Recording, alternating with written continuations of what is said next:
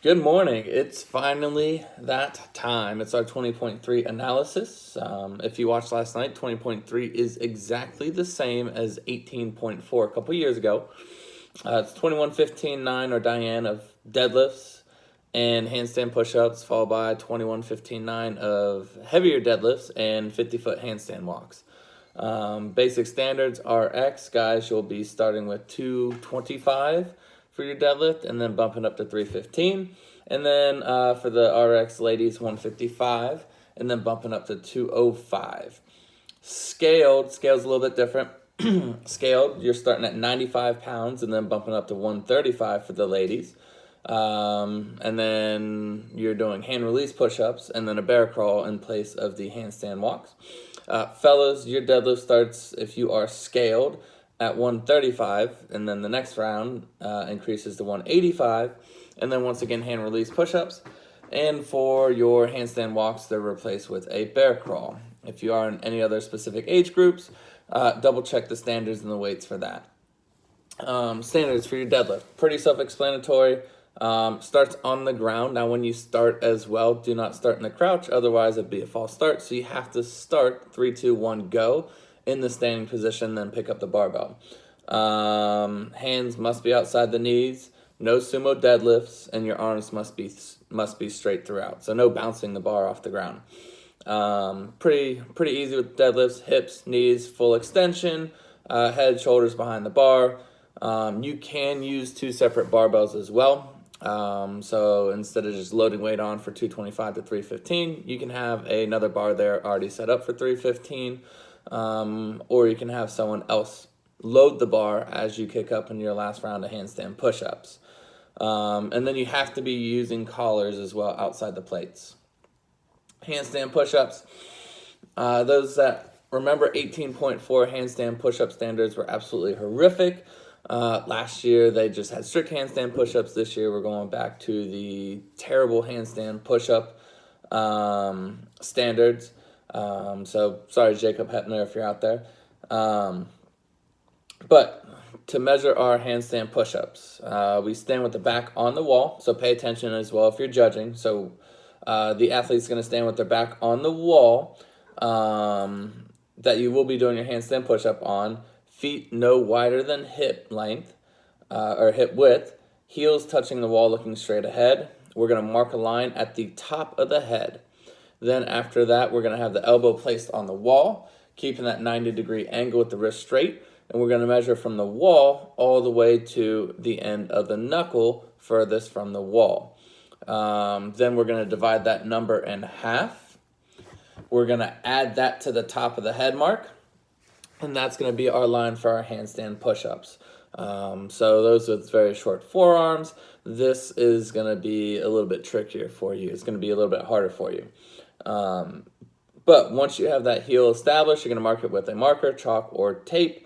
Judges, just make sure as well when you're judging that you're paying very close attention to making sure the athlete gets their heels over that line. It's a terrible standard, but they went back to it. Now with your handstand push-ups as well, the standards for doing them, arms locked out, heels in contact with the wall, hips open, and body in line with the arms. So you don't want to have a nice little C angle. We want you nice straight up. Heels have to be above the pre-marked line, and then heels may be touching the wall at the start and finish each rep. And then once you return to that starting position, that is a full rep. At the bottom, the head must make contact with the ground. Okay, if you are doing different surfaces, such as hands on the plate or a pad under the head, it has to be level with the top of the plates. Okay, so of course 25-pound plates for the ab mats if you are using the ab mat. The feet do not remain in contact with the wall for the duration of the movement. Okay, so yes, kipping is allowed.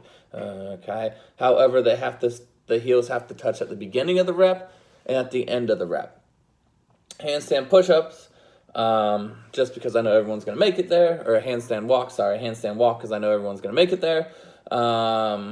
We need to have it marked out in 5-foot segments for that 25-foot walk. Now it's 25 feet walking there, and then 25 feet back. You cannot do 50 feet continuous. There really isn't too much in regards to your movement standards. Kick up with both hands, the entire hands, including your palm and fingers, behind the mark. Okay, so you can't get that little running start with your hands over the line. You have to start behind the line. Otherwise, it's a no rep. You have to walk forward as well. And then coming from the hands at any time is required a restart. So every time you come down, you have to restart behind the last line you crossed. When both hands, including the palms and fingers, cross that line, then it's a good rep and your feet can come down and touch the ground. Every 5 foot segment is 1 rep as well. And you have to handstand walk across the line.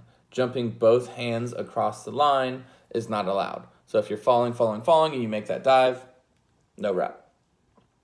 Hand release push-ups. I'll go over that real quick because I do know we have people doing scaled. Elbows must be locked out with feet no wider than shoulder width. So keep those feet in between those shoulders. Straight body position has to be maintained. So no snaking, sagging. So no, you're not doing the worm for your push-ups. The chest must touch the floor. Hands must be completely lifted off the ground as well for your handstand push-ups. Bear crawl standards, because I know those that are doing scaled, bear crawl instead of a handstand walk. We're going to use the same markings as before. Both hands, entire hand, palm, fingers, everything starts behind the tape as well. Reaching onto or over the line is a no rep. So once again, start behind the line. Make life easier for you and your judge. Hips must remain above head height. Okay, so make sure you're at that angle where your hips are above your head. Standing up, dropping to the floor, or dropping the hips below the head requires you that restart from the last line that you passed successfully. And then when both feet and hands cross the line, then it's a good rep. So not just your hands for your bear crawl, it's going to be the entire body. So those are the standards for this week. Like I said, if you have a specific age standard as well, double check those. And now it's time for our quick analysis. So 5 minutes on the clock, 10 seconds.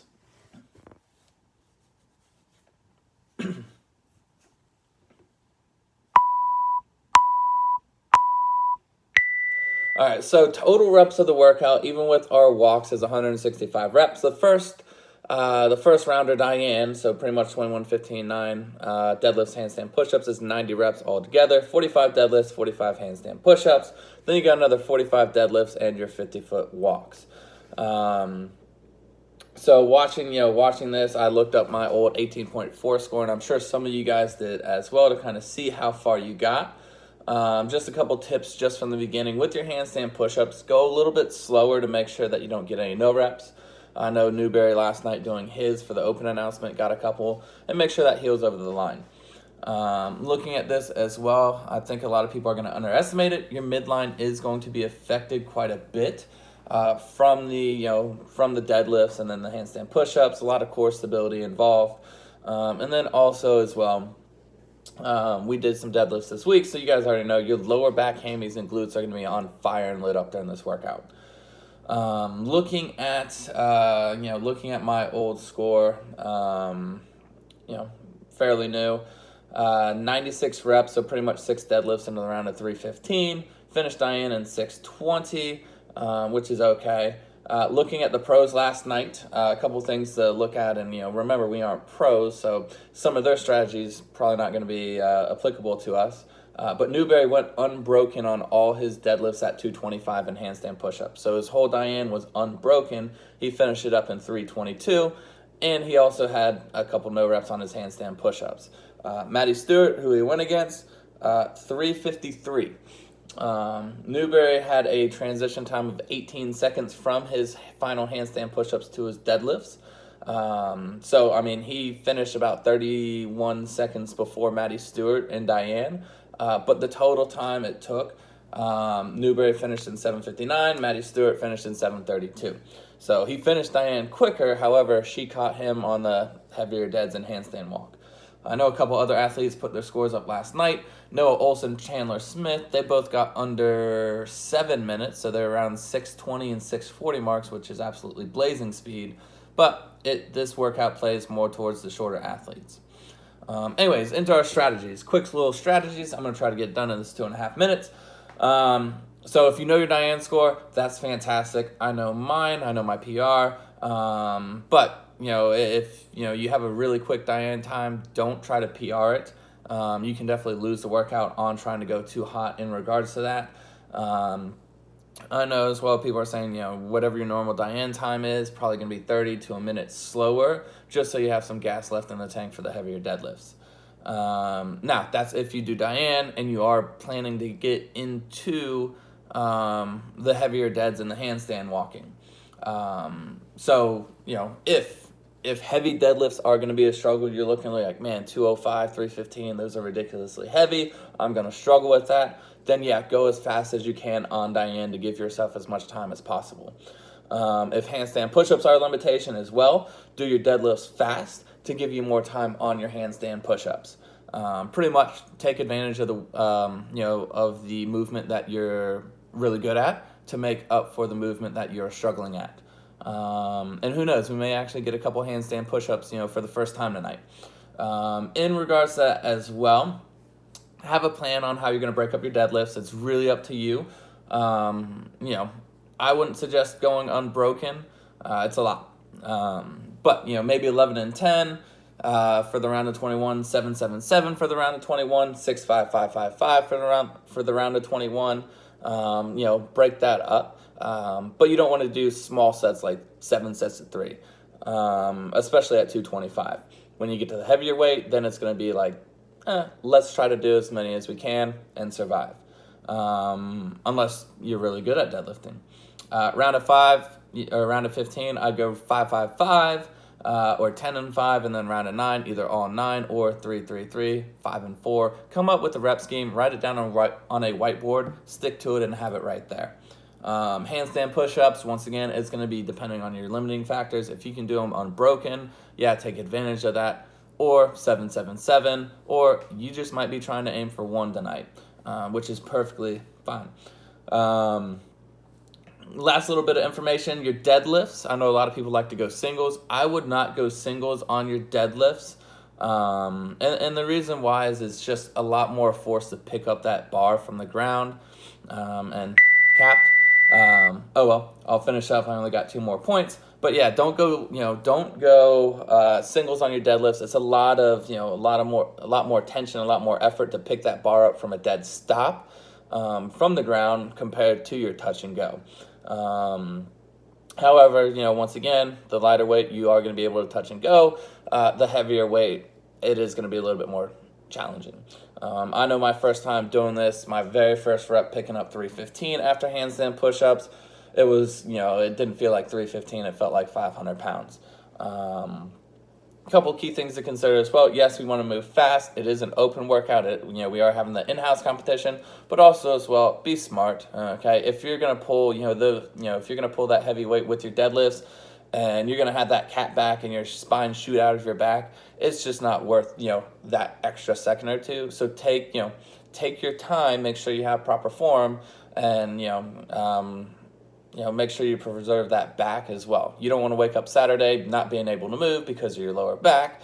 I don't want to go around the gym picking up spines off the floor from people going too fast. So stay within your zone and your comfort zone as well.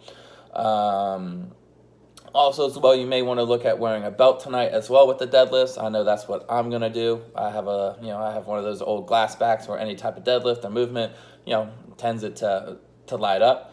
And then last but not least, I did this a couple years ago as well. If your hands do get sweaty, I'm like a greased pig once I sweat, or just to give you a little bit more cushion with the deadlifts and a little better grip, wearing gymnastics grips. I know I've experimented non-gymnastic grips with deadlifts, and it depends on the workout. I just know when I kick up in the handstands and I'm real sweaty, I'm slipping and sliding on my hands, so I'm going to be wearing my grips. Plus, it gives me a little extra grip on the deadlift. I don't have to chalk as much, and it kind of preserves my old baby hands right now since I got that huge rip from Throwdown. Anyways, hope you guys found this video helpful. I look forward to competing at Friday Night Lights with everyone. Good luck, and I will see you guys tonight.